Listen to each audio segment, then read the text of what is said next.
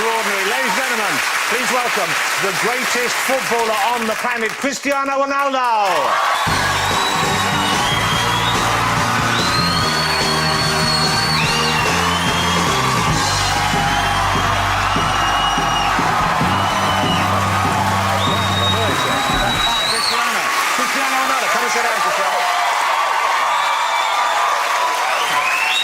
This side, right? Yeah, just over there, just over there.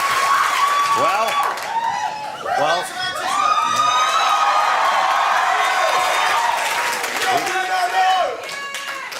I think you have one or two fans in this evening. So nice to have you here. Why do you not do this kind of show more often? You must be asked an awful lot, I'm sure. No time. No time? No time. Just too busy?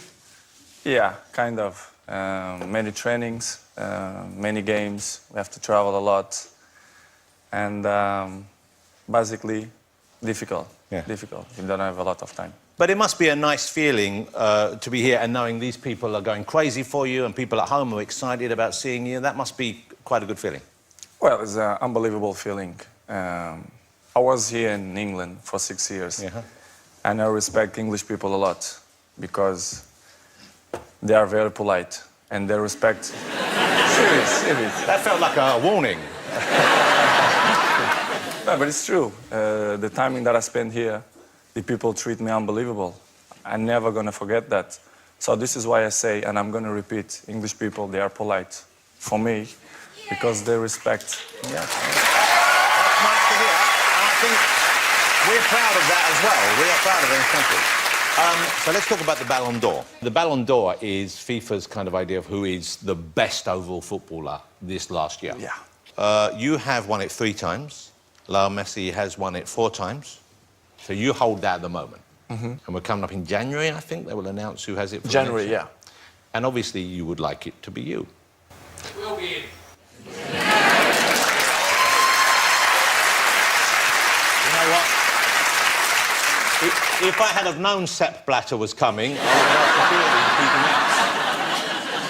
out. So, what are your estimation of how it might go, and what are your feelings about the result either way? To be honest, I think you're going to win. Messi going to win this year. Yeah, but you know, it's FIFA. You're just... You know what I'm saying? How do you get on with Lionel Messi now? I heard you say that you're a little bit closer, you're a bit more relaxed together. You used to see him just as a rival, now you see him more as a human being. I don't have rivals, I don't have. We have a normal relationship. We share this stage there in FIFA 8 years. Yeah. No one's did that in the past. It's only us. Yeah. So it's good. I have a good relationship with him. He play for one club, I play for another club. He want the best for him, I want the best for me. So it's normal. We have a good relationship. You know, we are not home friends, but you know, we respect each other. That looks like a very good relationship, right? What is he wearing? Well, let me talk. There's so many questions to ask you, but let me talk about your time here with Manchester United. Then, how old were you when you came over to join Manchester United? You were just 18? 18, yeah. 18 years old. And you'd already left home at 12, I think, to go to Lisbon, so you were used to living away from home. But coming here and meeting British people and having to work with Sir Alex Ferguson, that must have been quite a shock in some ways, I imagine? Not really. It was the key why I'm moving here to England. Because I remember I had a conversation with him when we play Sporting against Manchester, and we had a quick chat, and he told me, listen, I'm interested in you. I want that you join us in Manchester. It was the key. So it's unbelievable person. He treat me very good. He's, as I say many times, he's like a father for me in football. So I have to appreciate what he did for me. I passed 6 years in Manchester, very good. I win many titles in terms of collective and individual. It was unbelievable timing for me here in England. Well, your English now is very good. Well, I try my best. Yeah? And this isn't me just being polite. It is very good. But when you first came, I guess it wasn't as good. And certainly, I have spoken it all my life, but I find it hard to understand Alex Ferguson sometimes. So that must have been difficult for you at first. But I still don't understand him. Yeah, right. Because in the beginning, I had to translate, a Brazilian man. So you had to translate that Of for... course. What, for all British people or just for Alex Ferguson? Well, basically, only for him. Yeah. What things do you remember then? What things did he help you with? Which things did he teach you about to become a better footballer or a better person? Well, it teach me in both ways. And in terms of personal stuff, I just have to say thank you for what he did for me. Especially when I remember the thing that I have more in my memory is the time when my father was sick in hospital. And we had in a tough moment of the season because we had important games in the Champions League, in the league. And I say, coach, I need to go to see my daddy. And I was a key player. I was a very important player. Yeah. And he said, listen, your family is the most important that you have in life. If you want to go 3 days, 4 days, 5 days, you can go. These moments is what I keep for me because it was the most important moments in my life. And he shared with me. This is why I respect him. And for me, is the best coach I ever had. You know, you said earlier, he was like, you've said this before, he was like your father in the world of football. And there you just mentioned your biological father who died in 2005, I think. Yeah. You know, I think a lot of us, I'm not that close with my father, but I have a couple of memories from when I was young that I remember very fondly, which are quite special to me. Do you have memories when you were young of you with him that you treasure above the other memories? Yes, I have unbelievable memories. When I started to play football, my father was so proud of me because, you know, he was a kid man of a football club. And a few goals, I scored goals, and next day I come in the paper like a small part, and he was so proud. He put it in his paper and he showed his old friends in the neighborhood. It's unbelievable memories that I have, and it's great. I just have his memories in my mind of my father, of these small moments. You talk about that in the film. Why do the film? Who came to you with the film? How did the film Ronaldo happen? And what was it that made you want to do it? What did you want to share? What message did you want to send out? Well, basically, when the Universal coming to me and to my team, say, listen, I'm interested to do a documentary about you. It was like, in the beginning, I'm in shock. I said, movie about me? You thought, why me? Why not Lionel Messi? Yeah. I understand him because they're looking for the best player in the world. So it's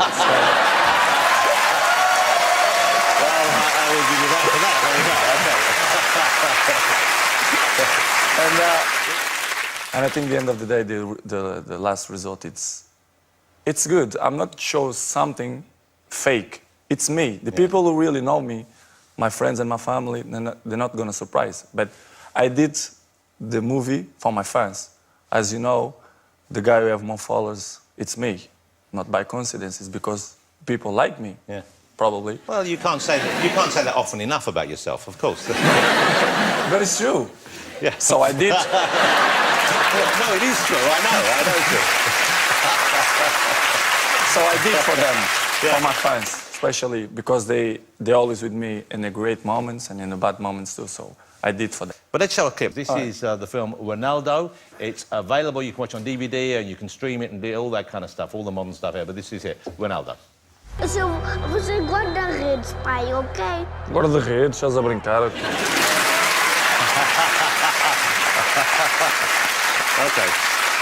Well, there are some very intimate moments there. And you see Ronaldo with his son there. It's a very funny moment there where he says, is he serious that he wants to be a goalkeeper? Do you know?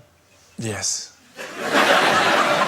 And this is... Going to be a huge problem for me. Okay, yeah. What are you going to do about that? But it changes mind every second, you know, kids. How old is he now? 5. Okay. Yeah, 5.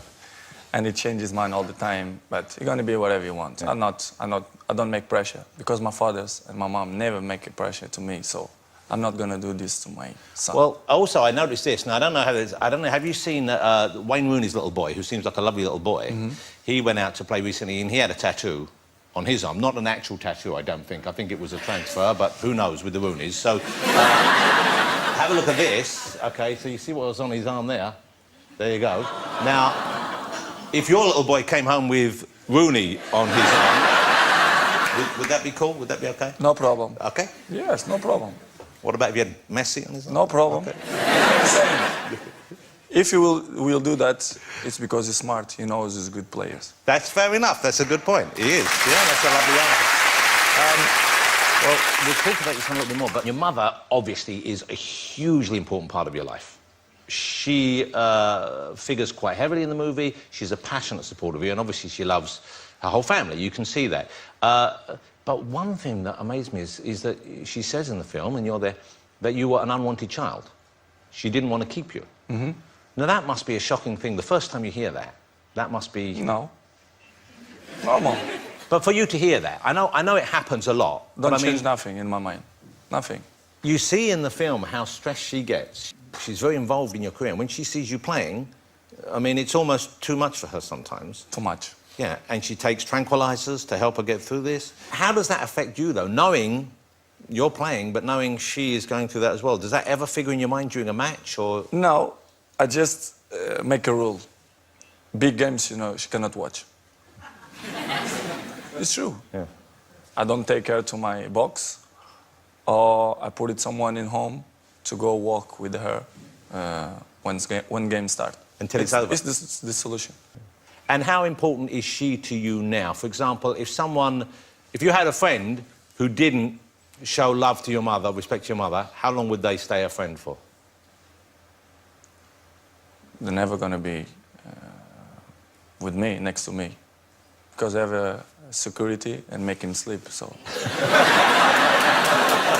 So don't mess with mama. Yeah. That's what we're saying. Okay. So let me ask you, and this, once again, this is touched upon in the film, of course. You have never revealed, and I don't think you ever intend to reveal or share, the identity of the mother of your son, okay, Cristiano's mother.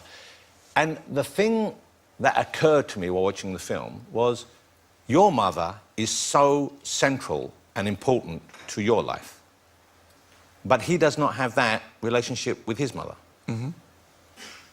Surely that must concern you. For me, it's not a problem. How you see in the world, many kids don't have mom, don't have dads, or dads die, or moms die, and they beat him up. Cristiano have a dad, unbelievable dad. I have grandfather, grandmother, I have support of my family. Yeah. Great. Of course, it will be like, why it don't happen? Listen, some points in the life, it's private. And people have to respect the privacy of the people, you know? When Cristiano gonna grow up, I'm always gonna say the truth to him because he deserves, because it's my son. But I'm not gonna say because people want me to say. Yeah. You don't owe the world an explanation, Exactly. but you obviously feel that you would owe him the truth and be happy to... What age do you think... I mean, presumably he asks already, but when will you share with him? I'm not worried about that. He gonna understand his daddy. Yeah. He gonna understand. I'm sure 100%. 100%. He gonna understand me. I'm gonna say the time when I feel that is the right time. I don't know, 10, 11, 12, I don't know. Let's see. You know, your son, the life he has, in many ways, but not in all ways, but in many ways, could not be more different from the life you had at his age. When you were 5 years old, you were on Madeira, is that right? Yes. Madeira. Small island, Portuguese island. I guess, how many cars did your father have when you were 5? Yeah, small cars, yeah, many. Okay. No. Toys, but did he have an toys. actual car? No. He didn't even have a car? No. How many cars do you have right now? I don't know. Yeah. That's a big difference. I don't know. Yeah, that's a good honesty. Because there's a funny scene in the movie where you pick your son up from school in a Rolls Royce, of course, and you get him home and say, come and see which one's missing, which one's missing. And he's going, I don't know, is it the Porsche? Goes, no, look. You did it. And then he goes, Lamborghini. He went, yes, why didn't you want to see the Lamborghini? Like, he's 5, and he has to know which car's missing. So My question is, do you ever worry about that? Do you ever worry about what your life will give him growing up that you didn't have? Because obviously, although you had, from the outside for many people, you had a tough life and you didn't have those comforts, but he has maybe too many. He has maybe too much available. How do you approach that? It's not easy. Not going to be easy. But for me, in my mind, the way I'm thinking, it's all about education. If you will give good education, it will be strong. You will know and you will know appreciate the things. I cannot avoid to show him a good car, a good houses, a good quality of life. You cannot avoid, you know. Yeah, because you have that, of exactly, course, and you have earned exactly. that, yeah. I cannot avoid. What I have to do it? If you will be in my shoes, what you're gonna do? It's all about education. You have to give good education and to pass to him, listen, to win this, daddy, work hard, you know, to have this house, to have this car. I cannot do anything more. Here's another little clip. I want to show you this. It's lovely because I think the thing that I took away from the film as much as anything else was the closeness and the love you have for him and he has for you. And it's a very sweet and very special relationship. This is Cristiano with his son in the film.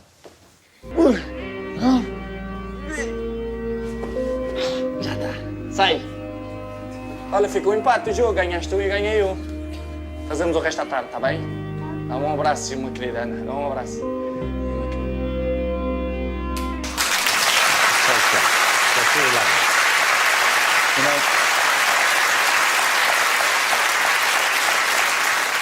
that's lovely. If you could do that with him when he's 20 on your back, then I'd be impressed. Okay? That's real training. That's what Rooney does. What about other aspects of your personal life? What about, is there a special someone in your life right now? A few.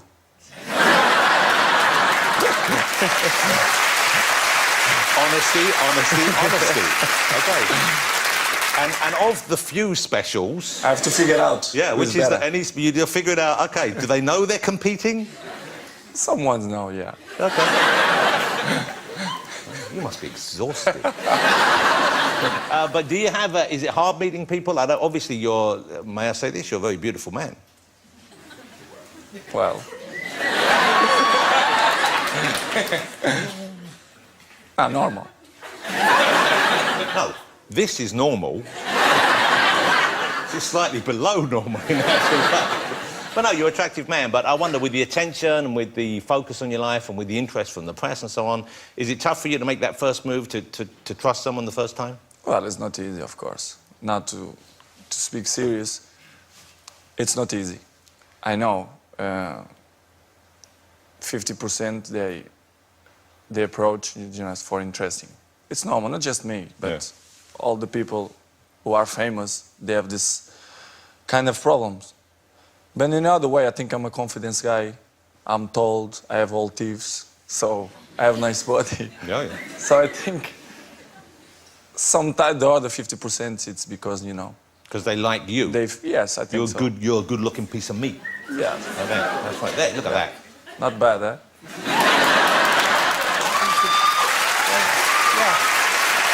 You know, I don't want to be like Alex Ferguson, but my advice would be let someone else say that first. That's you doing the Hulk, isn't it? Is that your kind of Hulk celebration thing? It was in a Champions League final. I love the fact you're just enjoying that photograph. Okay, let me ask you about what's going on in the future for you, because any professional sportsman at your level of the game, obviously you have a limited career as a player. Mm-hmm. You're still going strong. What do you have in mind for the future? What are you thinking of for the future? Is coaching an option? No, I don't think so. No? No passions to be coach. Maybe I wanna carry on with my brands. With my shoes, with my underwear, with my shirts. You're into the fashion in a big way, aren't you? Yeah. I like it with my shoes. You know, I have many brands, and I want still grow with my brands. So. That's you in the CR7 pants, of course. Yeah. It's weird because they look different on me.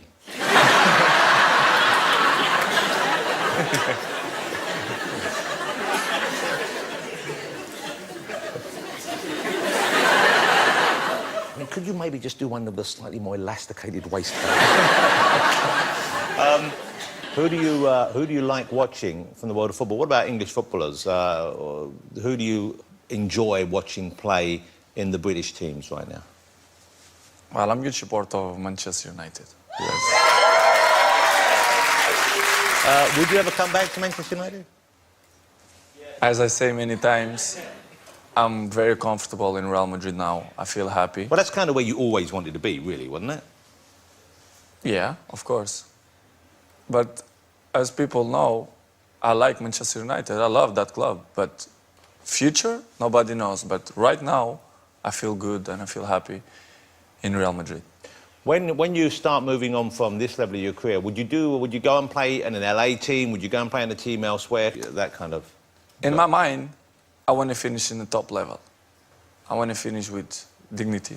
So good, you know, in a good club. Yeah. Doesn't mean that to go USA or Qatar or Dubai, it's not good, but I don't see myself... You wouldn't want that for you? No. Okay. Look, it's lovely having you here. Cristiano's going to stay around for the rest of the show, ladies and gentlemen. Will you join me in saying thank you to her? And I'm just so excited and thrilled that he came on the show. Mr. Cristiano Ronaldo!